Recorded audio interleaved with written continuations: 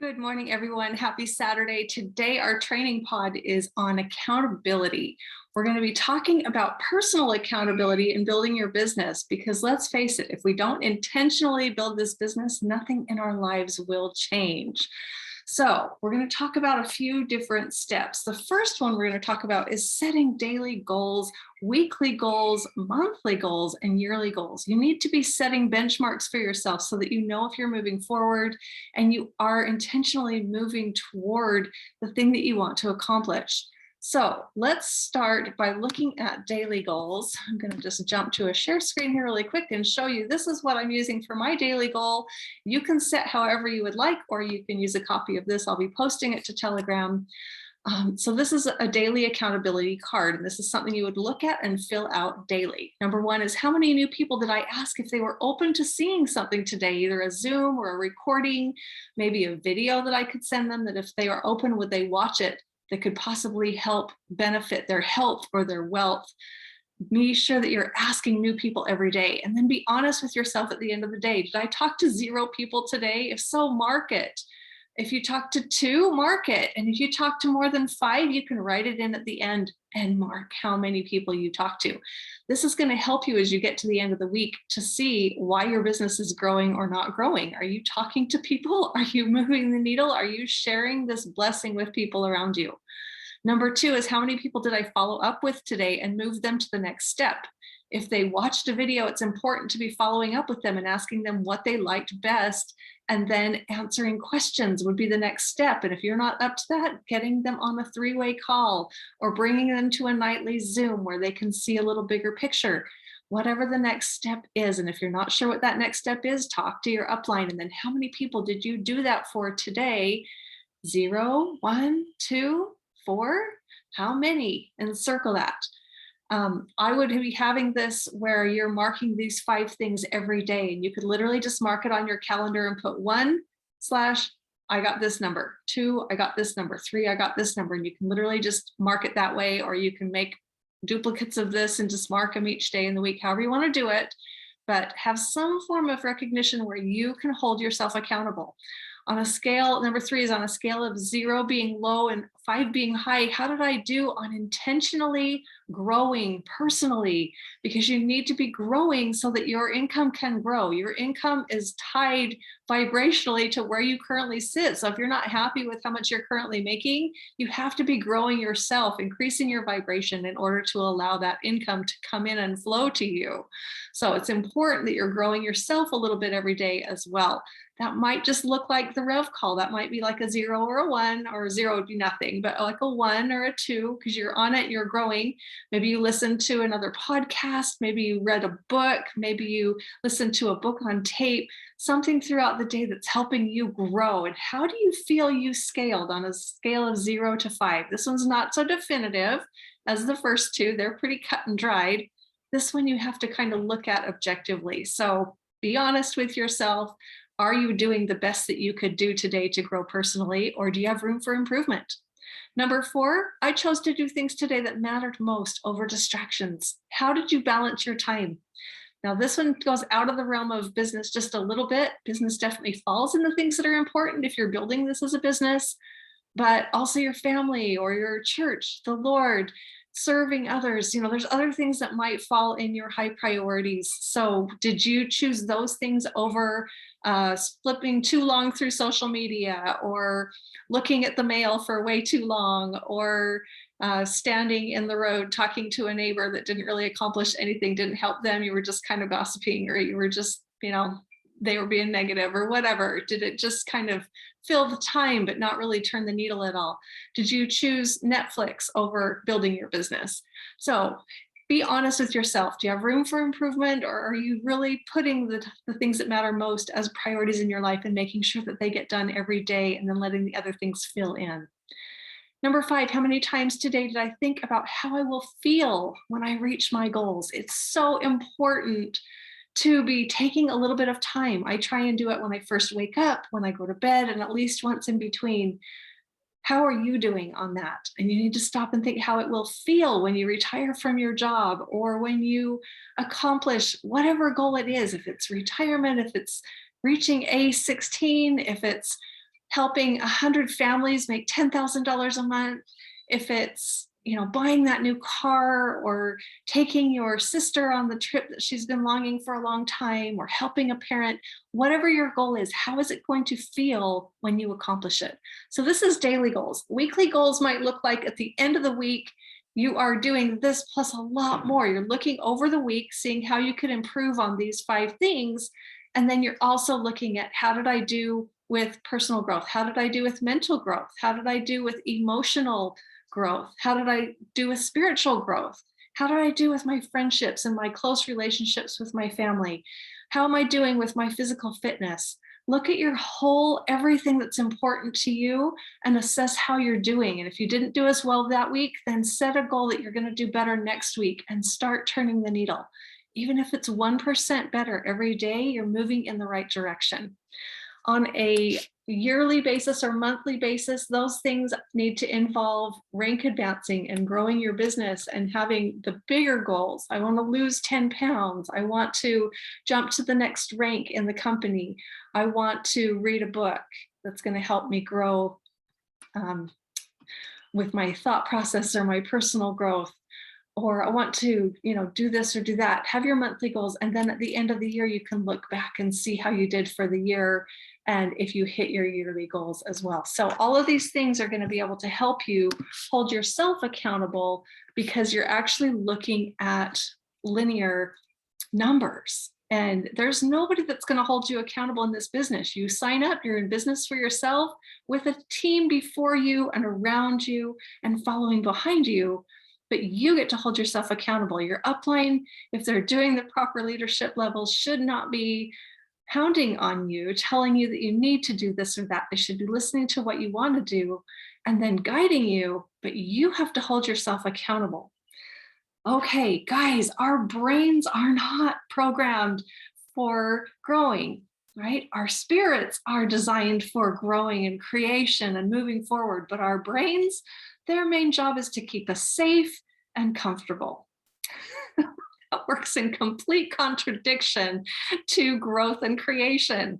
So my good friend Mel Robbins teaches, if you don't act within 5 seconds of having a thought process, and you don't make an action within 5 seconds, your brain will sabotage you and get you back in bed, back on the couch, back in front of that Netflix movie that you're binge watching, and you'll justify that I'll do it later. So if you have a thought to call somebody, you have literally 5 seconds. And if you need to count it down, 5, 4, 3, 2, 1, and you grab your phone and you just start dialing, and before you know it, you're on that call. Because if you don't, you're going to get sucked back into something else that's more comfortable, more secure, more safe, right? Your brain thinks somehow that making the phone call is going to be detrimental to your health. Well, it's not, and it just might change their health and bless their life and give them financial options and resources they didn't before have. So stop letting your brain sabotage your success. Remember Mel Robbins' guide of the 5-second rule. You literally only have 5 seconds after you have a thought on whether to act on it or to put it aside and go back to something safe and secure. It takes getting out of your comfort zone to be able to move forward and have creation and growth.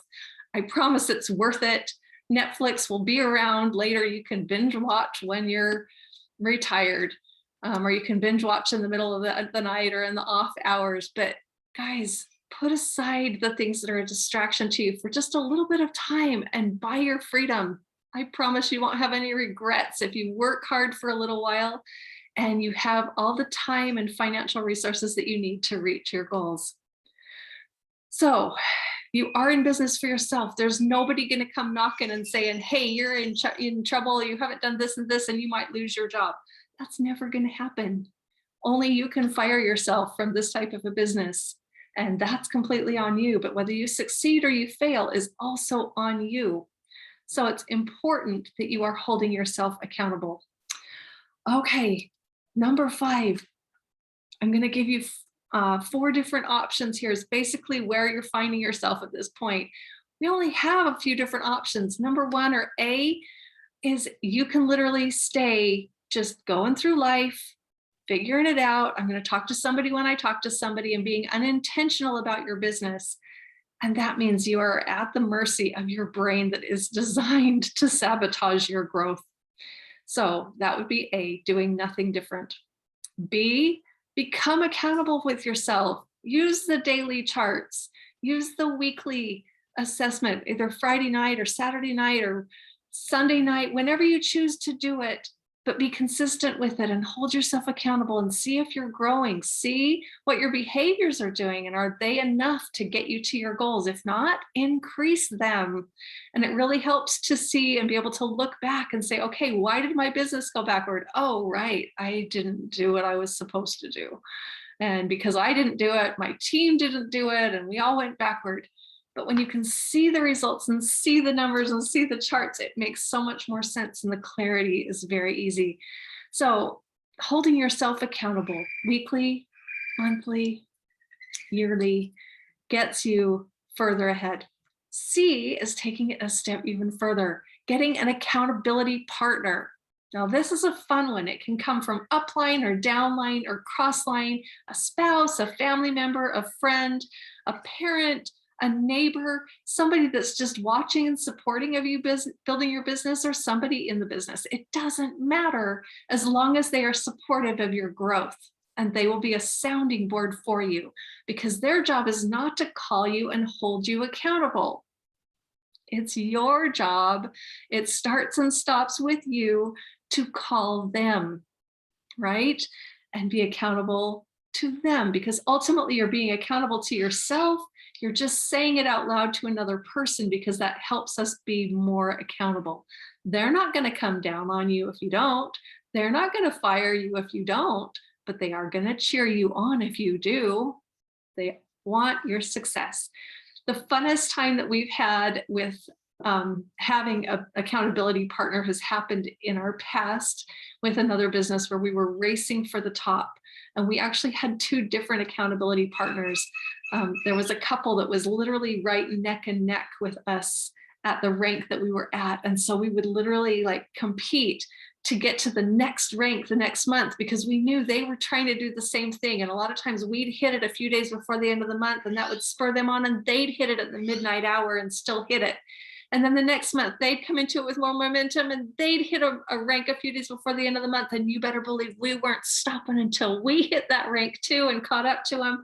And we literally piggybacked all the way almost to the top. And then we had something happen that distracted us just a little bit, and they hit the top of the company, and we hit like 3 months later.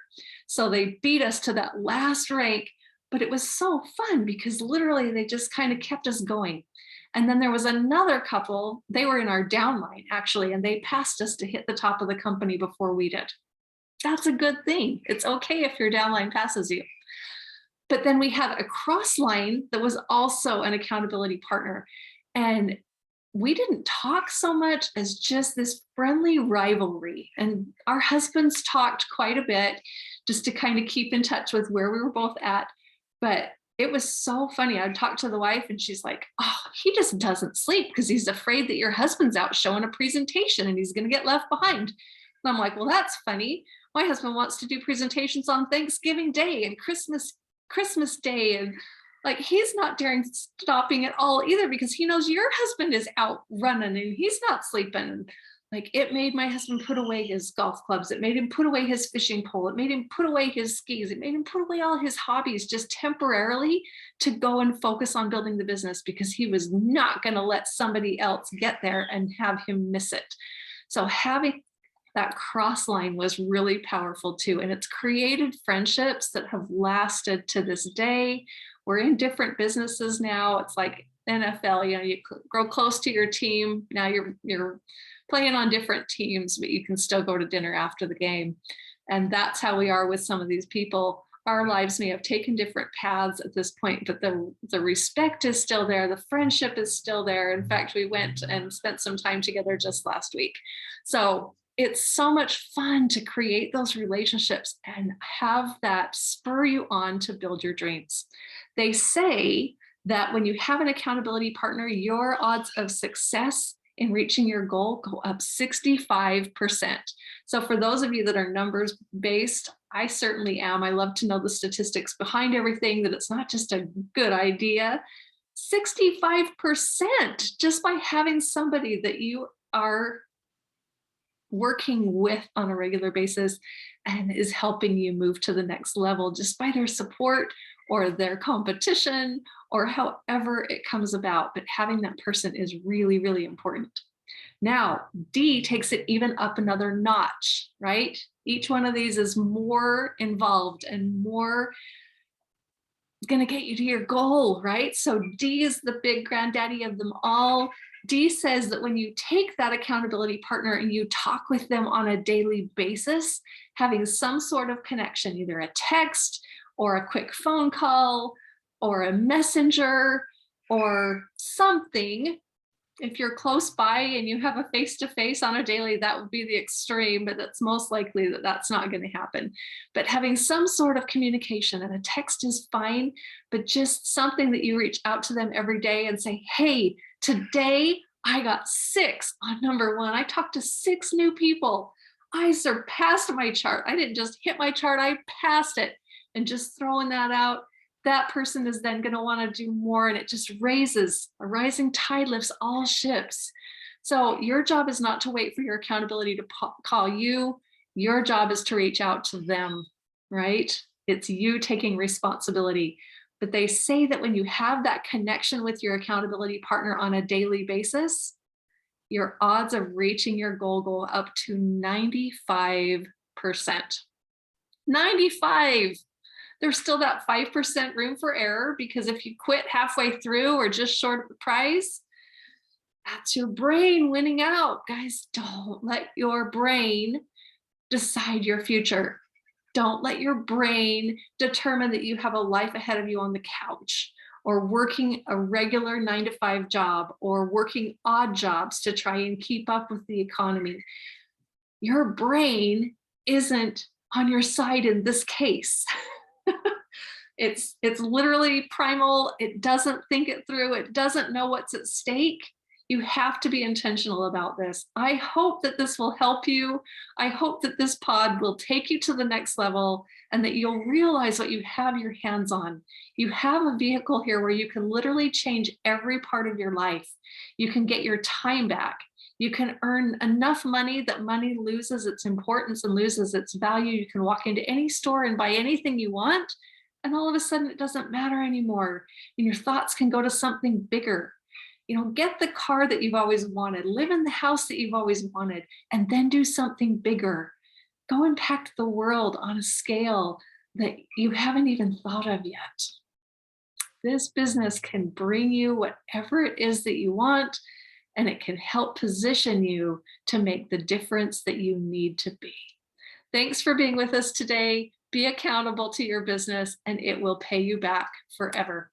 Thanks, everybody.